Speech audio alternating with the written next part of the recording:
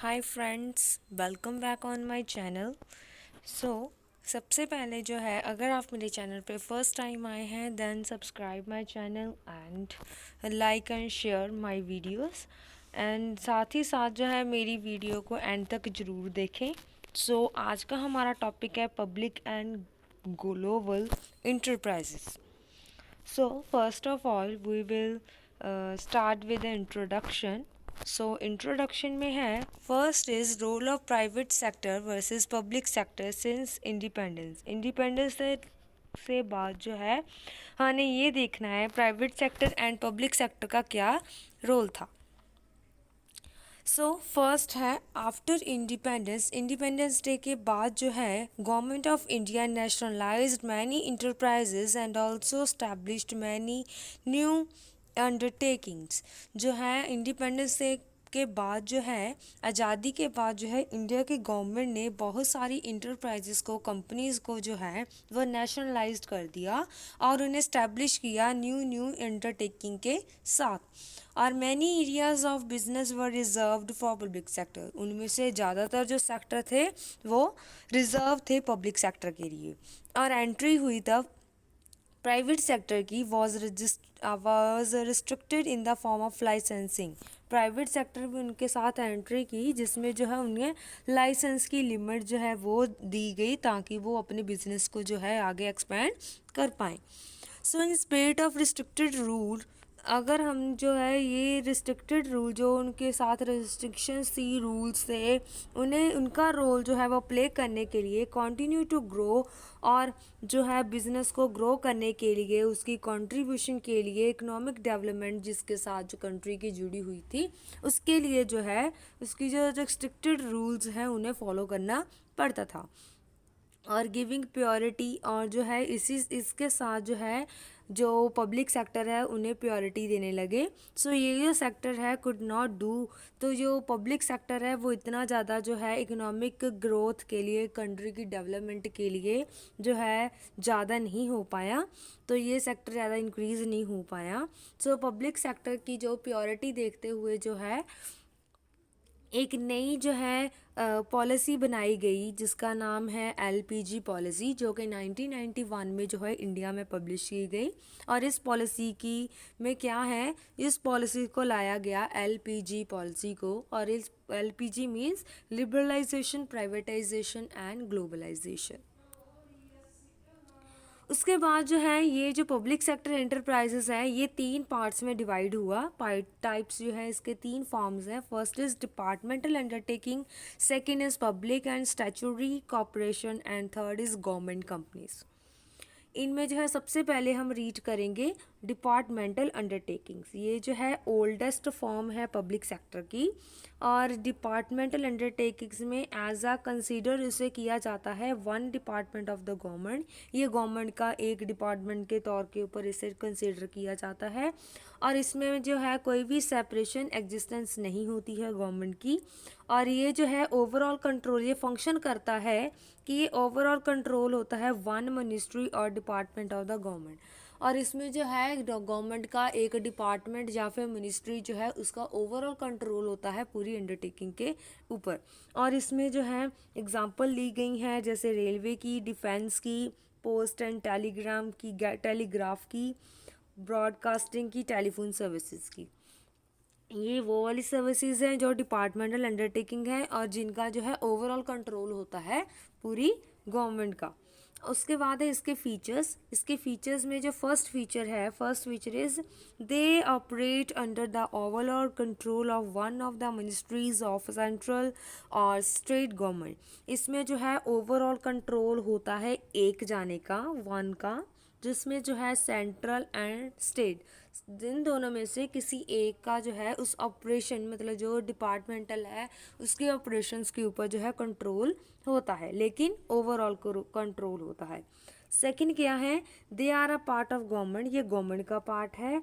And there is no entity, इसमें कोई भी एंटिटी नहीं होती है। There are financed from the annual budget, जो कि एनुअल बजट होता है वहाँ से इसको फाइनेंस देखा जाता है कहाँ से होएगा।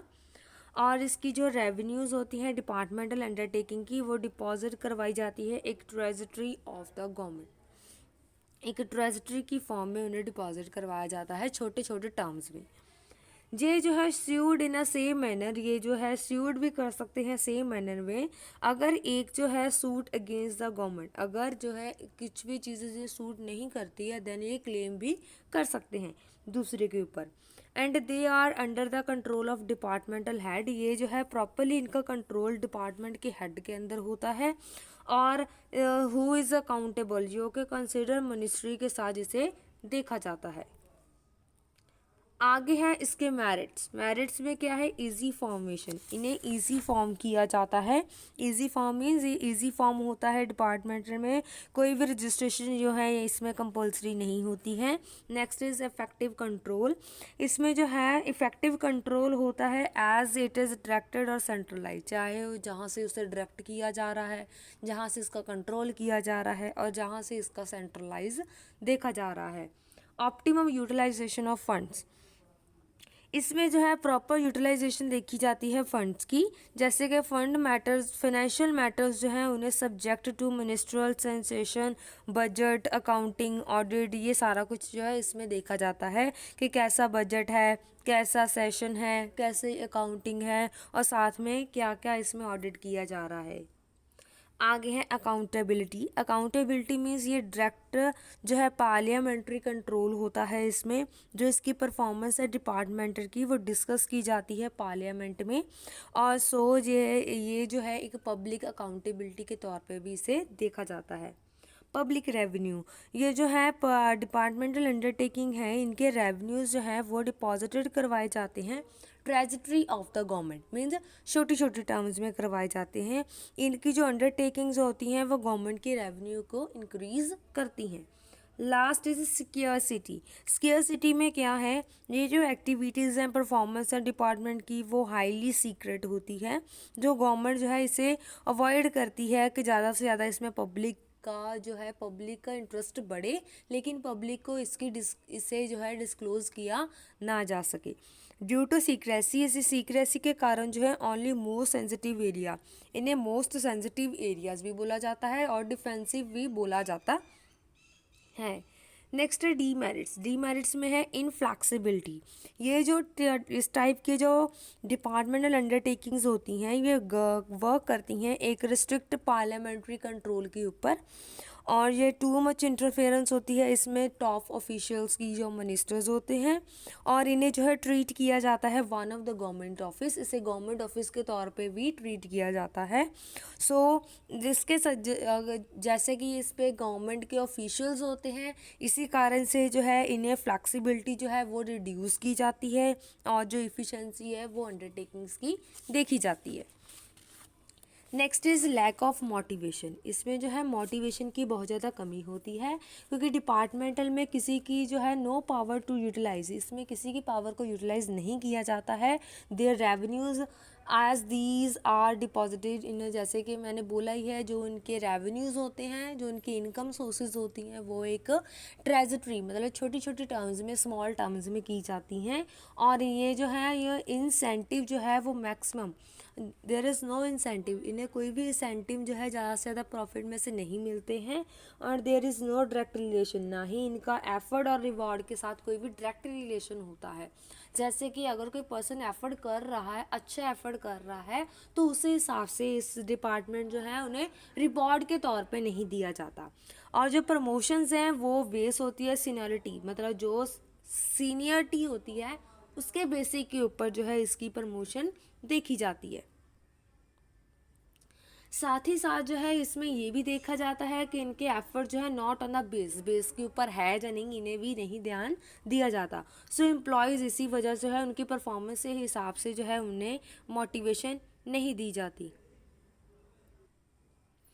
नेक्स्ट है lack of financial autonomy.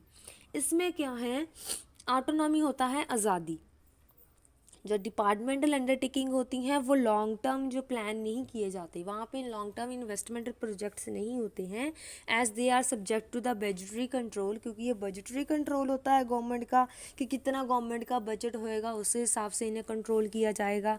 And they are not allowed to use their own revenue, और इन्हें ये भी अलाउ नहीं किया जाता है कि ये अपने खुद के जो है वो रेवेन्यू को ले सके freely. And as these have to be deposited in a treasury, इसीलिए इन्हें ट्रेजरी में डिपॉजिट करवाना बहुत मुश्किल हो जाता है। सो इसीलिए वो छोटी छोटी टर्म्स में ही इन्हें क्लियर किया जाता है। And it has no independence, इन्हें कोई भी फ्रीडम नहीं होती है ताकि वे अपने फंड्स को जो है वो यूटिलाइज़ कर पाएँ, अच्छे से यूज़ कर पाएँ। इनएफिशिएंट मैनेजमेंट, इसमें जो है डिपार्टमेंटल अंडरटेकिंग में जो मैनेजमेंट की जाती है, जो मैनेज किया जाता है वो गवर्नमेंट ऑफिशियल्स का होता है। सो ये जो ऑफिशियल्स होते हैं वो ओवर बर्डन्ड होते हैं विद द पेपर वर्क के साथ, इसमें पेपर वर्क का ज़्यादा वर्कलोड होता है। और दी स्पेंड, ये जो है ज़्यादा से ज़्यादा टाइम जो है, मैक्सिमम टाइम जो है वो क्वेरीज आंसर्स, मतलब क्वेरीज में लगा देते हैं, आंसर्स देने में लगा देते हैं जो कि पार्लियामेंट की तरफ से होते हैं क्वेश्चंस उनके लिए। And they can be transferred any time, इन्हें कहीं भी ट्रांसफ़र किया जाता है। एंड एज अ रिज़ल्ट, जिसका रिज़ल्ट यही होता है, ये इनके पास जो है लेस सेंस होती है रिस्पॉन्सिबिलिटी की, मतलब ये रिस्पॉन्सिबिलिटी ही नहीं लेते किसी भी चीज़ को अच्छे से करने के लिए, इफ़िशेंटली करने के लिए। लास्ट है रेड टेपिज्म एंड ब्यूरोक्रेसी, और ये जो है रेड टेपिज्म एंड ब्यूरोक्रेसी को, इसका मतलब ये है, रेफर ये कर रहे हैं कि टू डिले इन डिसीज़न, ये डिसीज़न लेने में बहुत डिले करते हैं। इसका रीज़न यही है कि इनके पास टू मैनी फॉर्मेलिटीज़, क्योंकि इन्हें काम करने के लिए बहुत सारी फॉर्मेलिटीज़ होती हैं, इसलिए तो जो है डिसीज़न लेने जो होते हैं उन्हें डिले हो जाता है, लेट हो जाता है। सो जो डिसीजंस होते हैं डिपार्टमेंटल अंडरटेकिंग से are late due to administrative formalities, क्योंकि इनका पेपर वर्क बहुत ज़्यादा होता है और प्रोसीजर बहुत लंबा होता है, एडमिनिस्ट्रेशन फॉर्मेलिटीज़ ज़्यादा होती हैं, जिसके कारण जो है इन्हें डिसीजन लेने में बहुत ज़्यादा प्रॉब्लम हो जाती है। और इनोवेशन जो है, मतलब न्यू न्यू आइडियाज़ को कलेक्ट करना, बोल्ड अप्रोच, मतलब हाईलाइट होना और इमीडिएट एक्शन लेना, विच आर सो इसेंशियल, जो कि एक इंटरप्राइज की ग्रोथ के लिए बहुत ज़्यादा ज़रूरी होते हैं, हैव नो प्लेस। यहाँ पे डिपार्टमेंटल अंडरटेकिंग में इनकी कोई भी जगह नहीं होती है ताकि डिपार्टमेंट्स को आगे ग्रोथ की जा सके। जैसे सूटेबिलिटी, इनकी सूटेबिलिटी किन किन केसेस में होती हैं, जैसे वेयर आउटमोर सीक्रेसी, सबसे ज़्यादा सीक्रेसी किस में होती है, डिफेंस में। और गवर्नमेंट कंट्रोल की ज़रूरत कहाँ होती है, ब्रॉडकास्टिंग में। आगे है ह्यूज इन्वेस्टमेंट, छोटी से छोटी जो है कहाँ पे होती है, आयरन स्टील, जहाँ पे एयरक्राफ्ट में। Undertaking in source of revenue, revenue के सोर्स में जो है कहाँ देखा जाता है, रेलवेज में। नेक्स्ट है पब्लिक कॉर्पोरेशन और स्टैचुटरी कॉर्पोरेशन। ये क्या होते हैं, पब्लिक स्टैचुटरी, ये होता है वो स्टैचुटरी बॉडी होती है, एक कॉर्पोरेट बॉडी होती है जिन्हें एक स्पेशल एक्ट के तौर पे, मतलब पार्लियामेंट की तरफ से बनाया जाता है, जहाँ पे जो सेंट्रल और स्टेट लेजिस्लेचर की तरफ से बनाया जाता है इन्हें। ये फुली फिनेंस्ड होती है बाय द गवर्नमेंट, मतलब इसे पूरा जो है गवर्नमेंट की तरफ से बनाया जाता है। और इसमें जो है जो पावर्स होती हैं, ऑब्जेक्ट्स होती हैं, लिमिटेशंस होती हैं, वो सारी डिसाइड की जाती हैं एक्ट ऑफ लेजिस्लेचर की तरफ से। और इसकी एग्जांपल है Indian Airlines, Air India, State Bank of India, Life Insurance Corporation of India and Food Corporation of India, मतलब FIC। इसके फीचर्स क्या क्या होते हैं, फर्स्ट फीचर है it is created by act of parliament और the central and state legislature. ये जो है एक्ट ऑफ पार्लियामेंट की तरफ से बनाया जाता है, जिसमें जो है स्टेट एंड सेंट्रल, ये दोनों लेजिस्लेचर को देखा जाता है। And second one is the power, जो है इनके ऑब्जेक्टिव जो होते हैं, जो लिमिटेशंस होती हैं वो पब्लिक को कॉपरेशन की, वो डिफाइन की जाती है एक्ट की तरफ से। आगे हैं it operates under total control of central, इसमें सेंट्रल और स्टेट गवर्नमेंट का टोटल कंट्रोल होता है। It is separate legal entity, ये एक सेपरेट लीगल एंटिटी होती है और इन्हें इनकॉपरेट किया जाता है automatically. And when act is passed in parliament, और जो जो एक्ट होता है, जो भी ये पास होती हैं, वो पार्लियामेंट के एक्ट के अंदर ही इन्हें पास आउट किया जाता है।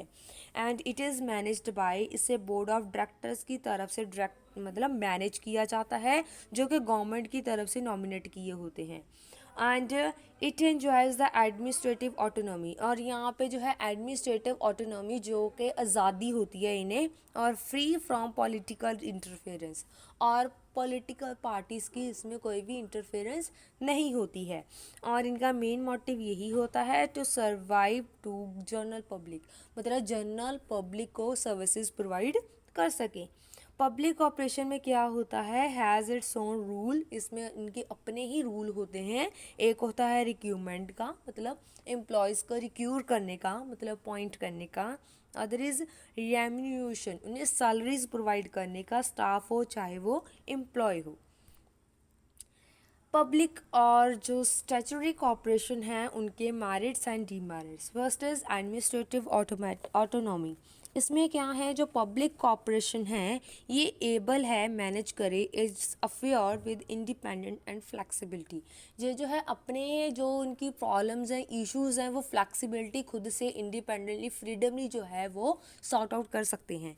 सेकेंड इज़ क्विक डिसीजन, ये जो है जैसे कि उसमें जो है क्विक डिसीजन नहीं लिए जाते थे, बल्कि इसमें जो है क्विक डिसीजन लिए जा सकते हैं फ्रीली, बिना किसी की इंटरफेरेंस से।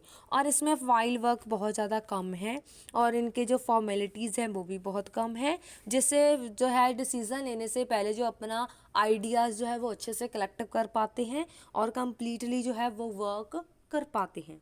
और सर्विस मोटिव, इनका मेन मोटिव यही होता है कि ये पार्लियामेंट में यही डिस्कस करते हैं कि ये कैसे प्रोटेक्शन देंगे पब्लिक की इंटरेस्ट को, मतलब जो पब्लिक जो चाहती है उस हिसाब से ये कैसे उन्हें जो है प्रोटेक्शन दी जाए। नेक्स्ट है इन इफ़ेक्टिव स्टाफ, एफिशिएंट स्टाफ। इसमें जो है जो पब्लिक कॉर्पोरेशंस होती हैं वो अपने ओन रूल्स एंड रेगुलेशंस को प्रिपेयर करते हैं रिगार्डिंग द रेम्यूनरेशन, चाहे वो स्टाफ और एम्प्लॉयज़ को सैलरीज देनी हो, चाहे उन्हें अपॉइंट करना हो, रिक्रूट करना हो। तो it can provide better facilities, ये जो है बेटर फैसिलिटीज़ प्रोवाइड करते हैं, attractive terms of services provide करते हैं अपने एम्प्लॉयज़ को भी और साथ ही साथ स्टाफ को भी, ताकि वो अपने वर्क को लेके, एफिशिएंट वर्क को लेके जो है वो सिक्योर हो पाए। नेक्स्ट है प्रोफेशनल मैनेजमेंट, इसमें जो है बोर्ड ऑफ डायरेक्टर जो है वो बिजनेस एक्सपर्ट्स की तरफ से देखे जाते हैं, और वेरियस ग्रुप में जो है एक रिप्रेजेंटेटिव तैयार किए जाते हैं, ताकि जो है वो सचेस जैसे कि लेबर है, कंज्यूमर नॉमिनेटेड है, गवर्नमेंट की तरफ से बनाए जाते हैं, ताकि जो वो है प्रोफेशनली वर्क जो है उन्हें हैंड ओवर करके उससे अच्छे से जो है कंट्रोल कर पाएँ, और प्रॉफिट जो है वो ज़्यादा से ज़्यादा अर्न कर पाएँ। डी मेरिट से ऑटोनॉमी ऑन पेपर ओनली,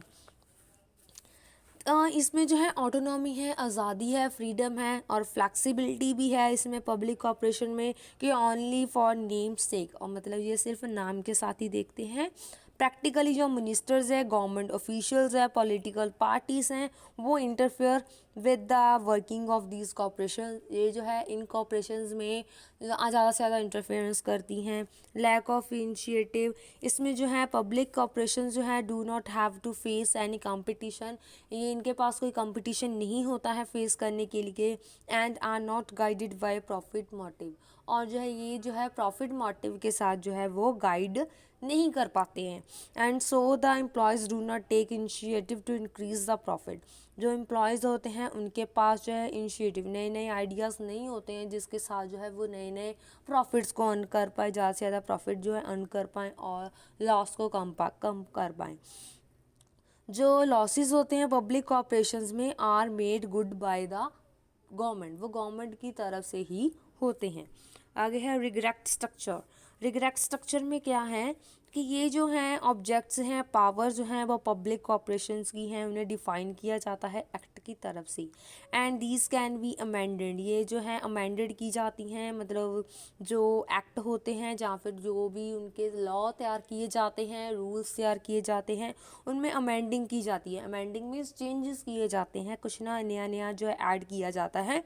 जो एक्ट अमेंडिंग एक्ट्स होते हैं जिनमें चेंजिंग की जाती है इज़ अ टाइम कंज्यूमिंग, वो बहुत ही ज़्यादा टाइम कंज्यूमिंग होते हैं, मतलब टाइम वेस्ट करने वाले होते हैं, और कॉम्प्लिकेटेड टास्क को जो है उनके साथ जो है वो देखने पड़ते हैं। इनफेयर प्रैक्टिसेस, जो गवर्नमेंट बोर्ड होती है गवर्निंग बोर्ड जो कि देखती है, वो पब्लिक कॉर्पोरेशन को जो है एक इंड्यूल्स इन अनफेयर प्रैक्टिसेस, वो अनफेयर प्रैक्टिसेस करती हैं। जो है चार्ज की जाती हैं, जैसे हाई प्राइजेस चार्ज किए जाते हैं उनकी इफ़िशेंसी के लिए, ज़्यादा से ज़्यादा कॉस्ट लग जाती है ना।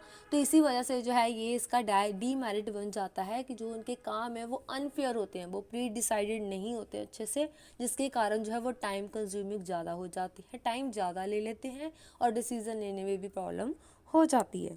और सूटेबिलिटी में क्या है, इसमें जो है मोनोपोली पावर्स देखी जाती है। मोनोपोली मीन्स एक पर्सन के हाथ में सारी पावर होती है। ये जो है रिक्वायर होती हैं एक स्पेशल पावर्स के लिए होती हैं, एंड जो कि एक्ट के अंदर की देखी जाती हैं। तो साथ ही साथ एक रेगुलर ग्रांट होती है गवर्नमेंट की तरफ से। और एप्रोप्रिएटिव जो है वो कॉम्बिनेशन देखा जाता है अकाउंटेबिलिटी के साथ या फिर ऑपरेशनल ऑटोनॉमी के साथ। Next one is government companies. Government companies कैसे, जैसे गवर्नमेंट कंपनीज जो नेम से क्लियर होता है, वो कंपनी जिन जो के ओवरऑल कंट्रोल सिर्फ गवर्नमेंट का होता है, प्राइवेट सेक्टर का कोई भी उसमें कोई काम नहीं होता है। ये जो कंपनी होती है इसमें 51% जो है वो शेयर जो है गवर्नमेंट का होता है। ये वो वाली अंडरटेकिंग्स होती हैं, वो वाली कंपनीज होती हैं, एंटरप्राइजेस होती हैं जिनका ज़्यादा जो शेयर है वो गवर्नमेंट का होता है, एंड 49 जो है वो पब्लिक का होता है। और ये जो है सेंट्रल और स्टेट गवर्नमेंट कोई भी हो सकती है, पार्शली मतलब दोनों भी हो सकती हैं या इन दोनों में से कोई एक भी हो सकती है। इस टाइप की जो गवर्नमेंट होती है वो गवर्न करती है, रूल्ड करती है प्रोविज़न जो कि कंपनीज एक्ट 1957 के 1956 के अकॉर्डिंग जो कि देखी जाती हैं, like any other registered company, जिसमें जो है एक कंपनी को रजिस्टर करवाया जाता है उसके अंडर। इसकी एग्जांपल है steel authority of India, next है स्टेट इन ट्रेडिंग कंपनी या फिर corporation, and last one is Hindustan machine tools. Features क्या क्या है गवर्नमेंट कंपनी के, फर्स्ट इज रजिस्ट्रेशन। इस टाइप की जो कंपनी होती है वे रजिस्टर करवाई जाती है कंपनीज एक्ट 1956 के अंडर। इसमें जो भी कंपनीज एक्ट के अंदर प्रोविजंस एप्लीकेबल होती हैं वो इसमें जो है कंपनी गवर्नमेंट की कंपनी में अप्लाई की जाती हैं, और exempt it from some provision, जो भी स्पेशल रेजोल्यूशंस पास किए जाते हैं उनके अंडर जो है वो प्रोविज़न को देखा जाता है। Next is ownership. ऑनरशिप में क्या है, ये जो गवर्नमेंट कंपनीज होती हैं वो होली या फिर पार्शली मतलब पूरी तरह से या फिर उसका कुछ हिस्सा जो है वो गवर्नमेंट की तरफ से देखा जाता है, और जो शेयर होता है कैपिटल का कंपनीज में वो ऑन किया जाता है गवर्नमेंट ऑफ इंडिया की तरफ से in the name of president, वो प्रेसिडेंट के नेम पे किया जाता है। Next is management. इस टाइप की जो कंपनीज होती हैं गवर्नमेंट कंपनीज जो होती हैं वो बोर्ड ऑफ डायरेक्टर्स की तरफ से मैनेज की जाती हैं, who are nominated by government, जो कि गवर्नमेंट की तरफ से नॉमिनेट होते हैं या फिर जो उसके बाकी शेयर होल्डर्स होते हैं उनकी तरफ से जो नॉमिनेट किए जाते हैं। ये जो गवर्नमेंट होती है वो अथॉरिटी जो है वो अपॉइंट करती है मेजॉरिटी ऑफ डायरेक्टर्स, मतलब उसमें मेजॉरिटी डायरेक्टर्स की ही देखी जाती है। सेपरेट लीगल एंटिटी, ये जो गवर्नमेंट कंपनीज होती हैं हैज़ अ सेपरेट, इनका जो है सेपरेट लीगल एग्जिस्टेंस होती है, एंड ये जो है प्रॉपर्टी को बाय एंड सेल कर सकते हैं अपने नेम के ऊपर, और जो है ये एंटर करते हैं कॉन्ट्रैक्ट के अंदर अपने नेम के साथ। Next is ministerial control. ये जो गवर्नमेंट कंपनी होती है ये सब्जेक्ट टू मिनिस्ट्रियल कंट्रोल, ये जो सब्जेक्ट है वो मिनिस्टर्स का कंट्रोल होता है। ये जो कंसर्न होती है वो मिनिस्ट्री के साथ होती हैं। मेक्स अपॉइंटमेंट ऑफ डायरेक्टर्स, इसमें डायरेक्टर्स की अपॉइंटमेंट्स देखी जाती है, और जो इश्यूज है डायरेक्शन के वो देखे जाते हैं, and can assume the overall supervision, इसमें ओवरऑल सुपरविज़न देखी जाती है अंडरटेकिंग्स की। फिनेंशियल ऑटोनॉमी, इसमें जो है फिनेंशियली बोरोइंग पावर्स जो है वो इंजॉय की जाती हैं, and raise the capital by issuing various securities, मतलब अलग अलग सिक्योरिटीज़ को इशू करके जो है हम फाइनेंस को रेज कर सकते हैं। और ये जो फ्री होती हैं टू यूज़ इट्स रेवेन्यू, ये रेवेन्यू को यूज़ करने के लिए फ्री होती है, फ्रीडम होती है इन्हें, और ग्रोथ और एक्सपेंशन जो है कंपनी की इसके साथ ईजिली हो जाती है। इफ़ेक्टिव स्टाफ, इसमें जो है रिक्रूटमेंट की जाती हैं, अपॉइंट किया जाता है, उन्हें सैलरीज प्रोवाइड की जाती हैं एम्प्लॉयज़ को गवर्नमेंट की तरफ से इंडिपेंडेंटली, मतलब डिसाइड किया जाता है गवर्नमेंट कंपनी इटसेल्फ, वो खुद से डिसाइड करती है। And they are not governed by the civil services rule, इन्हें सिविल सर्विसेज रूल की तरफ से गवर्न नहीं किया जाता, देखा नहीं जाता, सुपरवाइज नहीं किया जाता। आगे है अकाउंटेबिलिटी। अकाउंटेबिलिटी में क्या है, जो गवर्नमेंट कंपनीज होती हैं वो अकाउंटेबल होती हैं मिनिस्ट्री और द डिपार्टमेंटल कंसर्न। ये जो है मिनिस्ट्री के साथ साथ जो है वो अकाउंटिंग जो है वो भी देखते हैं कि अकाउंटेबल है या नहीं है, वो डिपार्टमेंट जो देखे जाते हैं। और इनमें जो है एनुअल रिपोर्ट जो है वो प्रिपेयर्ड की जाती हैं और उनके बेसिस के ऊपर जो है वो बजट को देखते हुए जो एनुअल रिपोर्ट्स तैयार की जाती हैं उनके बेसिस के ऊपर जो है ये बजट बनाते हैं, पार्लियामेंट में डिस्कस करते हैं, एक स्टेट असेंबली होती है वहाँ पे इसके डिस्कशन करने के बाद जो है कोई भी डिसीजन जो है वो लिया जाता है। Next are advantages and disadvantages. First is advantage, administrative autonomy. इसमें जो है गवर्नमेंट कंपनी जो है वो रिलेटिवली फ्री होती है from government and political interference, मतलब ना ही पॉलिटिकल पार्टी की कोई इंटरफेरेंस होती है, ना ही गवर्नमेंट की इसमें कोई इंटरफेरेंस होती है। ये जो फ्रीली वर्क करती है, स्मूथली वर्क करती है जर्नल, जो भी इन्हें पॉलिसीज बना के दी जाती हैं उसके अंडर। और suitable changes can be introduce, अगर उन्हें कोई चेंज करने हो तो वो भी कर सकती हैं बिना किसी की रोक टोक के। और नीडेड, जब उन्हें नीड हो, with in the provision of, लेकिन वो जो चेंजेस करने हैं वो कंपनीज एक्ट के अंडर ही चेंज करने हैं। ग्रेटर फ्लेक्सिबिलिटी, जो गवर्नमेंट कंपनीज हैं ये मैनेज कर रही हैं, फिनेंस कर रही हैं, ऑडिटेड कर दी हैं just any other private sector company, इन्हें कोई भी दूसरी प्राइवेट सेक्टर कंपनी जो है वो कर सकती है। और it can secure greater flexibility, ये सिक्योर है फ्लेक्सिबिलिटी से और फ्रीडम है इन्हें ऑपरेशन से, मतलब फ्रीडमली जो है वर्क कर सकते हैं। क्विकनेस जो है एक्शन में की जाती हैं ताकि इंटरप्राइज को रन आउट किया जा सके। नेक्स्ट इज़ ग्लोबलाइजेशन, मतलब ग्लोबलाइजेशन में क्या है, इसमें जो है effective staff. Third point is effective efficient staff. इसमें जो है जो भी रूल्स एंड रेगुलेशन जो हैं वो रिक्रूटमेंट के लिए या फिर स्टाफ को सर्विस प्रोवाइड करने के लिए किए जाते हैं, बनाए जाते हैं। वो अपॉइंट होता है एक स्पेशलाइज्ड पीपल या फिर प्रोफेशनल्स अपॉइंट होते हैं जो कि उन्हें ऑफर की जाती हैं बेटर सर्विसेज एंड साथ ही साथ जो है सैलरीज भी। उसके बाद है ग्लोबलाइजेशन में क्या है, जो गवर्नमेंट कंपनीज होती हैं वो एबल होती हैं या फिर वो मैनेजरियल स्किल्स उनके पास, मतलब मैनेज करने की स्किल जो है, टेक्निकल जो है, knows how and experienced staff होता है, पब्लिक इंटरप्राइजेस के साथ होता है, कन्वीनियंटली जो है वो वर्क कर पाती हैं अच्छे से। Next is autonomy on paper on, ये डीमेरिट है। तो इसमें जो है फ्रीडम और फ्लेक्सिबिलिटी के साथ साथ जो है ये गवर्नमेंट ऑफर करती है कि जो है ट्रू थ्रेटिकली ओनली, मतलब पेपर वर्क भी इसमें बहुत ज़्यादा हो जाता है, एक्चुअल प्रैक्टिस है गवर्नमेंट की। So being the major shareholder, ये एक मेजर शेयर होल्डर की तरफ से होता है और डेडिकेट होता है टर्म्स में and get the things done its own way, ये अपने वे में जो है करती हैं। नेक्स्ट है पॉलिटिकल इंटरफेरेंस, ये जो गवर्नमेंट कंपनीज होती हैं वो ट्रीट करी जाती हैं एज आ पर्सनल प्रॉपर्टी, इन्हें एक पर्सनल प्रॉपर्टी के तरफ से देखा जाता है। मिनिस्टर्स की जो इंटरफेरेंस है मिनिस्टर्स की वो बहुत ही ज़्यादा फ्रीक्वेंट है, जल्दी होती है। जो ऑपरेशनल पॉलिसीज़ होती हैं गवर्नमेंट कंपनीज़ की तरफ से उन्हें बनाया जाता है विम्स और फाइनेंस ऑफ द मिनिस्टर्स की तरफ से।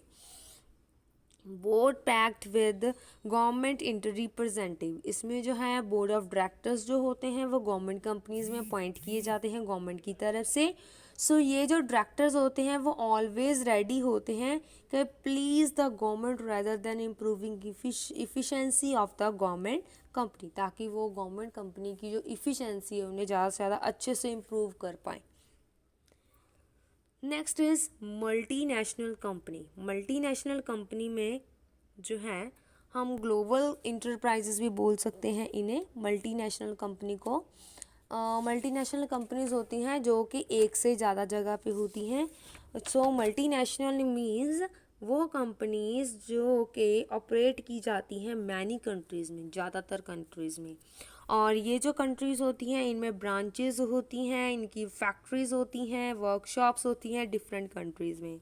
ये जो हेड क्वार्टर होता है मल्टीनेशनल कंपनी का वो एक कंट्री में होता है, जहाँ पे इसका हेड क्वार्टर होता है उसे हम होम कंट्री बोलते हैं।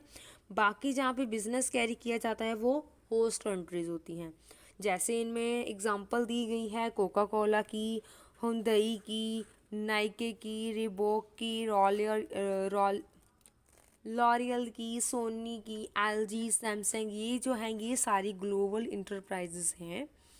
और इनके फंक्शंस हैं, first function is Gantt size. Gantt size में क्या है, इसमें जो है एसेट्स होती हैं एंड सेल की जाती हैं मल्टीनेशनल कंपनी क्विक लार्ज, मतलब बहुत ज़्यादा लार्ज, मतलब ज़्यादा मात्रा में सेल करता है। और ये जो कंपनीज होती हैं वो लार्ज स्केल के ऊपर सप्लाई करती हैं, काम करती हैं। ये जो ऑपरेशंस होते हैं आर सो ह्यूज दैट, मतलब बहुत ज़्यादा होते हैं। Sometime their sales turnover exceed, कई बार तो ऐसा होता है कि इनकी जो सेल की जो टर्नओवर होती है वो ज़्यादा से ज़्यादा हो जाती है, एक्सीड हो जाती है ग्रॉस नेट प्रोडक्ट के ऑफ द डेवलप्ड कंट्री, मतलब कि डेवलपिंग कंट्री की जो नेट नेशनल प्रोडक्ट होता है उससे ज़्यादा इनकी टर्नओवर हो जाती है, मतलब सेल्स ज़्यादा हो जाती हैं। फॉर एग्जांपल जैसे फिजिकल एसेट्स होती हैं IBM, मतलब इंटरनेशनल बिजनेस मेडिसिन की, वो एक्सीड हो जाती हैं $8 बिलियन से। नेक्स्ट है इंटरनेशनल ऑपरेशन। इसमें क्या है, जो मल्टीनेशनल कंपनीज हैं वो ऑपरेट होती हैं मोर देन वन कंट्री। जैसे कि एक होम कंट्री है वो होस्ट कर कंट्रीज़ को जो है वहाँ पे उनकी ब्रांचेस में जो है वो काम कर रही हैं। और इसमें जो है ब्रांचेस होती हैं, फैक्ट्रीज होती हैं, ऑफिस होते हैं वेरियस कंट्रीज़ में, सर्वल कंट्रीज़ में। और ये ऑपरेट की जाती हैं कि नेटवर्क के जरिए, जो कि ब्रांचेस और सब्सिडरी के बीच में, जो भी होस्ट कंट्रीज़ हैं उनके बीच में देखा जाता है। नेक्स्ट है प्रोफेशनल मैनेजमेंट। मल्टीनेशनल कॉरपोरेशन जो होती हैं वो एम्प्लॉय करती हैं प्रोफेशनल एक्सपर्ट्स को अपॉइंट करती हैं, और इसमें स्पेशलाइज्ड पीपल्स होते हैं और कीप करते हैं नॉलेज, जो कि अपडेट नॉलेज होती है, स्किल्स होती हैं एम्प्लॉयज़ की उनके साथ, और इम्पार्टिंग करते हैं उनके साथ, ट्रेनिंग मिलती है टाइम टू टाइम।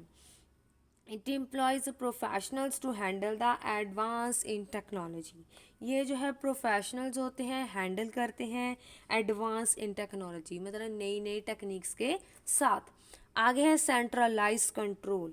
ये जो ब्रांचेस होती हैं मल्टीनेशनल कंपनीज़ की, ये जो है स्प्रेड होती हैं डिफरेंट कंट्रीज़ में और कंट्रोल करती हैं, मैनेज करती हैं फ्रॉम द हेड क्वार्टर में से, जो उनकी होम कंट्री में होता है। और जो सारी होस्ट कंट्रीज़ में जो उनकी ब्रांचेस हैं वो जो भी हेड क्वार्टर की तरफ से पॉलिसीज़ बनाई जाती हैं उसके अकॉर्डिंगली ही काम करती हैं। Next is oligopolistic powers. इसमें जो है ऑब्ली ऑलिजिको पॉलिसी जो है, मतलब power in hands of few companies, मतलब जो थोड़ी सी कंपनीज के हाथ में ही इनकी पावर्स होती हैं। ड्यू टू गैंड साइज, इनका गैंड साइज मतलब ज़्यादा बड़ा साइज होने के कारण जो है लार्ज स्केल के ऊपर काम करती हैं, तो इनकी जो पोजीशन होती है वो डोमिनेटिंग होती है मार्केट में, मतलब उन्हें कोई और नहीं रिप्लेस कर सकता। और ये जो है टेक ओवर अदर फॉर्म्स, ये जो दूसरी फॉर्म्स को भी टेक ओवर मतलब ले लेती हैं अपने अंडर, एक्वायर कर जाती हैं ज़्यादा पावर के लिए। जैसे इसमें एग्जांपल है हिंदुस्तान लीवर लिमिटेड एक्वायर्ड, जो जो हिंदुस्तान लीवर लिमिटेड है वो एक्वायर कर रही हैं टाटा ऑयल मिल्स को। और जो पॉन्ड्स इंडिया है वो इम्प्रूव कर रही हैं मार्केट शेयर को। आगे है सोफिस्टिकेटेड टेक्नोलॉजी।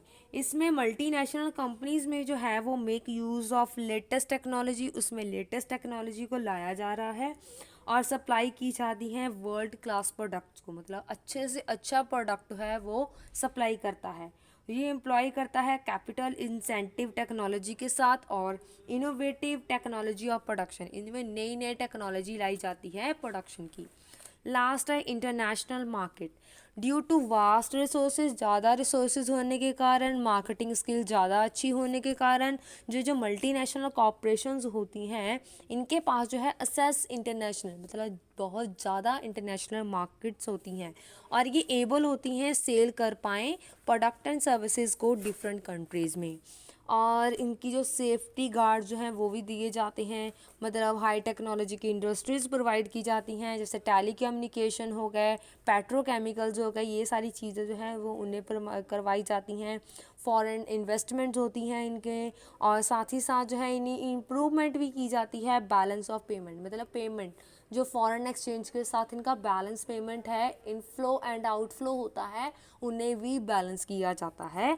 और एमएनसी जो है ये अलाउ नहीं करती है वो छोटी छोटी जो डोमेस्टिक इंटरप्राइजेज हैं उन्हें ख़त्म करें, बट दे मस्ट ऑफर, ये ऑफ़र करती हैं कि हेल्थी कंपटीशन जो है वो डोमेस्टिक फर्म के साथ करें। डोमेस्टिक फर्म्स वो फर्म्स होती हैं जो कि ऑलरेडी कंपनी में एग्जिस्ट होती हैं, जैसे इंडिया की जो कंपनीज़ है वो इंडिया की डोमेस्टिक फर्म्स हैं। जैसे कोई बाहर की कंपनी यहाँ पे आके काम कर रही है तो वो जो है उन्हें ये बोलती है कि वो एक अच्छा कंपटीशन फेस करे, ना कि जो है उन्हें ख़त्म करे। Next is joint venture. Joint venture जो होता है ये जो टू और मोर फर्म जो है वो मिलके एक साथ जो एक नई फर्म बनाती है, इंटरप्राइजेस बनाती हैं, वो होती हैं ज्वाइंट वेंचर। एंड ये जो टू फर्म्स होती हैं वो अपनी कैपिटल्स को जो है कंट्रीब्यूट करती हैं और पार्टिसिपेट करती हैं मैनेजमेंट ऑफ इंटरप्राइजेस में।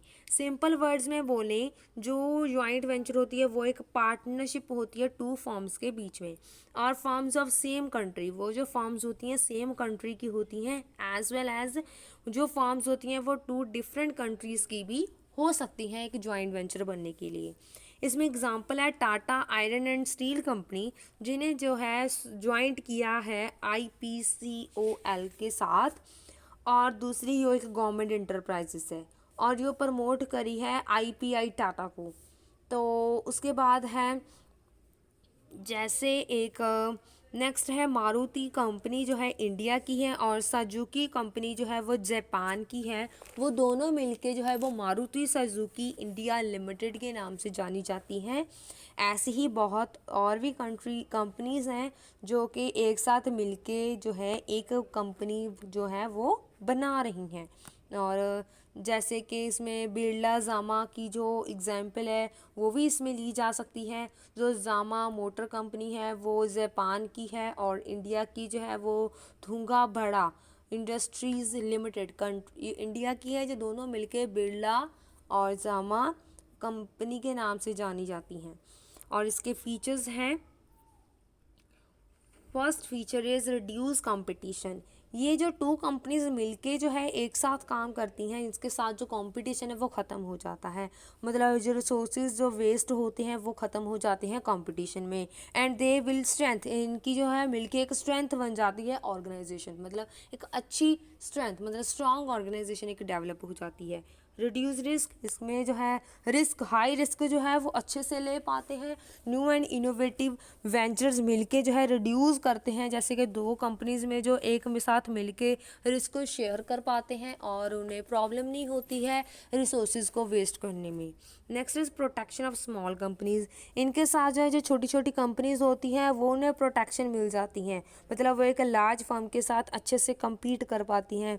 इंडिविजुअली जो इस टाइप की जो फर्म्स होती हैं वो डिफ़िकल्टी फाइंड करती हैं ताकि फेस करना, लार्ज कंपनीज़ को फेस करना उन्हें उसमें जो डिफ़िकल्टी होती है, बट ये दोनों मिलके जो है compete करती हैं लार्ज बिजनेस हाउसेस को। एडवांस टेक्नोलॉजी, जैसे कि जो दोनों के मतलब फॉरेन कंपनीज हो जाती हैं एक दूसरे के साथ, जैसे एक कंट्री की दूसरी कंट्री के साथ, और वो जो है अच्छे से एडवांस टेक्नोलॉजी का जो है वो बेनिफिट ले पाती हैं। बेटर कंपटीशन बेटर कंपेंट्स, जिसके साथ जो है जॉइंट वेंचर की हेल्प के साथ जो है फर्म्स जो है वो एक दूसरे को अच्छे से compete कर पाती हैं, कंपटीशन में लेके आ सकती हैं। और बिकॉज ऑफ जो दोनों फॉर्म्स होती हैं वो शो वेस्ट स्किल, वो अपनी वेस्ट स्किल दिखाती हैं, चाहे वो काम के लिए हो, रिसोर्सेज को बढ़ाने में हो। लार्ज का कैपिटल, अगर दोनों कंपनीज की मिलके एक जॉइंट वेंचर बनती है तो वो अपनी अपनी कैपिटल को कंट्रीब्यूट करती हैं, जो भी उनकी कैपिटल्स होती हैं वो एक लार्ज कैपिटल बन जाती है, ज़्यादा से ज़्यादा कैपिटल बन जाती है। रिडक्शन इन कॉस्ट, जो दोनों फर्म्स जो हैं वो ज्वाइंट मिलके जो है काम करती हैं, ऑपरेट करती हैं लार्ज स्केल के ऊपर, और उन्हें ये बेनिफिट होता है कि वो इकोनॉमीज़ में जो स्केल है उसी हिसाब से काम कर पाएँ, और जो कॉस्ट ऑफ प्रोडक्शन है वो रिड्यूस कर पाएँ, मार्केटिंग ज़्यादा कर पाएँ। पर पार्टनरशिप बिटवीन टू और मोर कंपनीज, जो ज़रूरी नहीं है कि सिर्फ टू कंपनीज में जॉइंट वेंचर हो, दो से ज़्यादा कंपनीज जो है वो भी फर्म जो है मिलकर कर पाती हैं। और ये जो समटाइम्स ऐसा होता है वो दोनों प्राइवेट कंपनीज भी हो सकती हैं, ऐसा भी हो सकता है कि एक प्राइवेट हो और एक पब्लिक कंपनी हो, ऐसा भी हो सकता है कि दोनों पब्लिक कंपनीज हो। नेक्स्ट है पब्लिक प्राइवेट पार्टनरशिप। ये क्या होती है, जब पब्लिक एंड प्राइवेट दोनों मिलके पार्टनरशिप करते हैं, वो वाली कंपनीज। ये वो वाली कंपनीज हैं जो जिसे कि डिस्क्राइब किया जाता है गवर्नमेंट सर्विसेज और प्राइवेट बिजनेस वेंचर की तरफ से, जो कि फंडेड होती हैं, ऑपरेटेड की जाती हैं पार्टनरशिप के थ्रू, मतलब गवर्नमेंट के थ्रू भी हो सकती है, वन और मोर प्राइवेट सेक्टर कंपनीज इनमें साथ मिलके जो है काम कर सकते हैं। एग्जाम्पल है जैसे एक हॉस्पिटल है, उसकी बिल्डिंग जो है उन्हें फाइनेंस किया जा रहा है, कंस्ट्रक्ट किया जा रहा है एक प्राइवेट डेवलपर की तरफ से, और एक जो को है वो हॉस्पिटल की अथॉरिटी को लीज मतलब किराए पे दी जा रही हैं, और इस टाइप की जो है प्राइवेट कंपनी वो एक्ट करती है लैंडलॉर्डर की तरफ से, लैंडलॉर्ड की तरफ से, और जो हाउस कीपिंग वो प्रोवाइड करती हैं सर्विसेज को, और जो नॉन मेडिकल सर्विसेज हैं वो भी साथ में प्रोवाइड करती हैं, और जो हॉस्पिटल की सर्विसेज हैं वो गवर्नमेंट की तरफ से प्रोवाइड की जाती हैं। सो दैट्स वाई ये जो है एक हॉस्पिटल की एग्जांपल दी है जो पब्लिक प्राइवेट पार्टनरशिप में ली गई है। इसके फीचर्स हैं, फर्स्ट फीचर है contract between public sector and private sector. ये इन्हें ट्रिपल पी के नाम से भी जाना जाता है, P3 के नाम से भी जाना जाता है, PPP के नाम से भी जाना जाता है। ये एक कॉन्ट्रैक्ट होता है public and private sector authority के बीच में, पार्टी के बीच में, जिसमें जो है प्राइवेट पार्टी प्रोवाइड करती है पब्लिक सर्विसेज एंड जो बेयर कर रही है finance, technical and operational risk के साथ। नेक्स्ट है कॉस्ट ऑफ यूजिंग सर्विसेज। इसमें जो है इस टाइप की जो पार्टनरशिप होती है उसमें कॉस्ट होती है सर्विसेज को यूज़ करने की, जो यूज़र्स है सर्विसेज प्रोवाइड कर रहे हैं, नॉट बाय टैक्स पेयर, मतलब जो टैक्स पेयर नहीं होते हैं। In sum the cost of providing services, जो कि इस तरह की चाहे होली हो चाहे पार्शली, पूरी हो गवर्नमेंट की तरफ से या फिर कुछ हिस्सा हो, उस हिसाब से जो है वो करते हैं। प्रोविज़न ऑफ कैपिटल सब्सिडरी, ये जो है प्रोजेक्ट लगाती हैं that aims at creating public goods, ताकि पब्लिक गुड्स के साथ मतलब डील की करें, क्रिएट करें, इंफ्रास्ट्रक्चर बनाती हैं। गवर्नमेंट जो है प्रोवाइड करती है कैपिटल सब्सिडरी, और जिनमें वन टाइम ग्रांट होती है to make it more attractive, ताकि इन्हें ज़्यादा अट्रैक्टिव दिखाया जा सके प्राइवेट सेक्टर को। कुछ केसेस ऐसे होते हैं जो गवर्नमेंट प्रोवाइड करती है रेवेन्यू सब्सिडरी इंक्लूडेड, जिसमें टैक्स ब्रेक भी होता है, और गारंटी प्रोवाइड की जाती है एनुअल रेवेन्यू के तरफ से। आगे है pertaining to high priority projects and public welfare. इसमें जो है सूटेबल होते हैं हाई प्रायोरिटी प्रोजेक्ट्स, जैसे कि इंफ्रास्ट्रक्चर होता है सेक्टर का, और ट्रिपल पी जो है वो यूज़ की जाती है गवर्नमेंट प्रोजेक्ट्स की तरफ से, target eight public welfare, for example Delhi metro railway corporation, ये जो है इसकी एग्जांपल है। शेयरिंग ऑफ रेवेन्यू, इसमें जो है शेयर किया जाता है गवर्नमेंट एंड प्राइवेट इंटरप्राइजेस में, एक जो एग्रीमेंट में रेशो होती है उस हिसाब से इनमें जो है रेवेन्यू शेयर किया जाता है। प्रॉब्लम विद PPP, इसमें जो है मेन प्रॉब्लम यही होती है इस तरह के प्रोजेक्ट्स में, जो प्राइवेट इन्वेस्टर्स होते हैं वो रेट ऑफ रिटर्न जो है वो ज़्यादा लेना चाहते हैं, was higher than the government bound, government के बाउंड्री के रेट से ज़्यादा वो लेना चाहते हैं। Through most of income risk, इनमें पब्लिक सेक्टर से इनकम का जो रिस्क है वो ज़्यादा होता है इस वजह से।